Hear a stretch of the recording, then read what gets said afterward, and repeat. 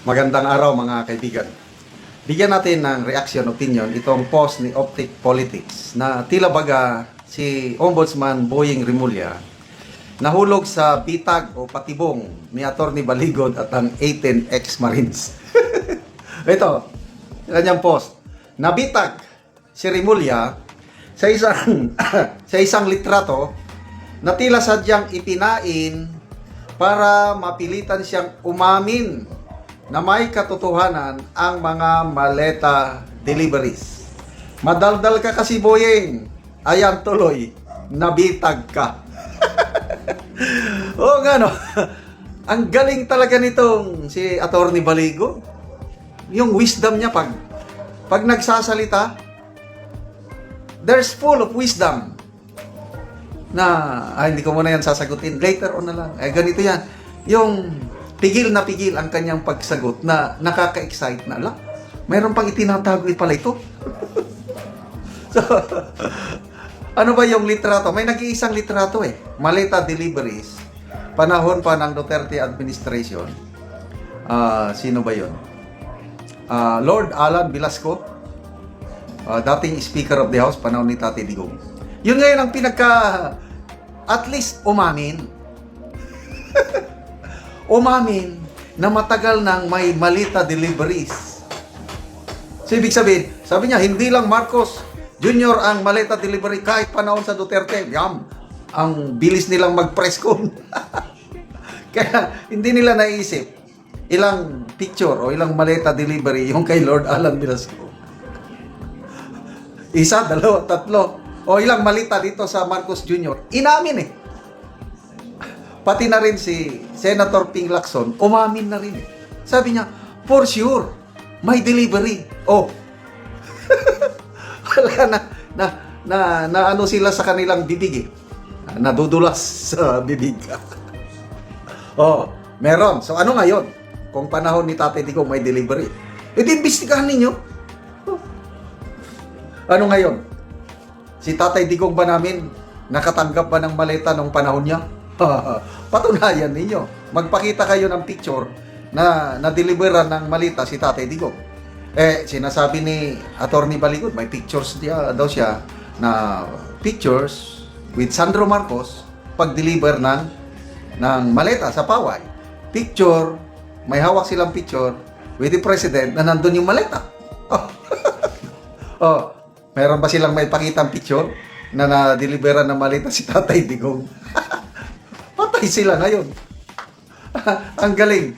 Kaya kung minsan, dito tayo nahuhuli sa ating dila, sa ating bibig. Oh. Maliwanag pa sa sikat ng araw. Inaamin na nila na mayroong maleta delivery. Oh. Anong gagawin nila? Wala lang. Bahala na tayo tama. Pwedeng ano nila eh. Kasi sila they are in power. Silang nakaupo. Kung ayaw nilang imbestigahan, wala tayong magagawa. Ito, opinion ko lang ito ha. Yung sinasabi ni Ombudsman Boying Rimulya na patas kami dito. Kahit sinong nag-appoint sa akin, pwede ko siyang kasuhan. Ganun ang sinasabi niya eh.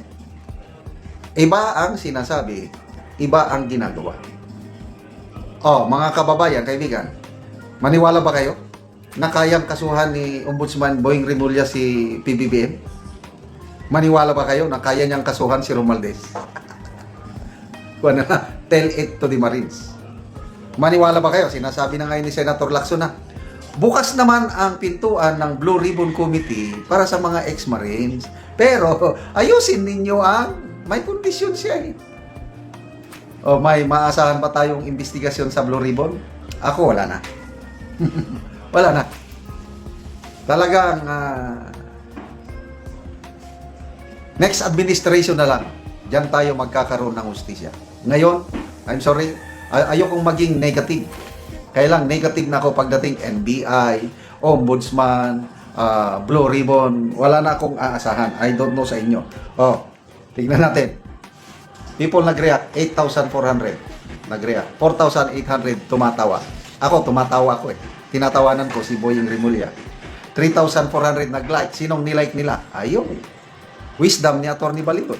na para bang sinadya na painan ng isang litrato para umamin. Basa tayo sa mga comments. Fake Diwa, si Mr. Bendelong ngayon, Ben the Truth. Neil Christopher Tan, is slippery as an eel, but a slip of the tongue gave him away.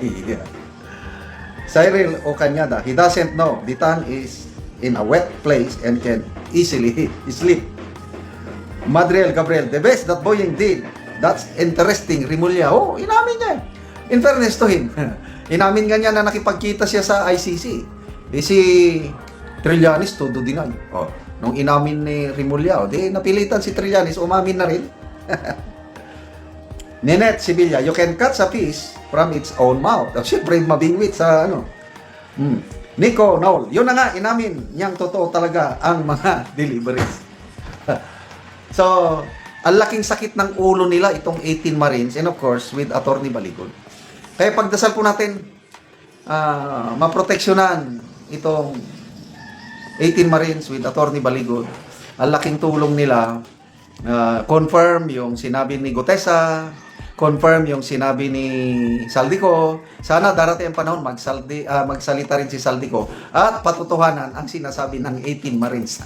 Patay sila pagdating ng ganyang panahon.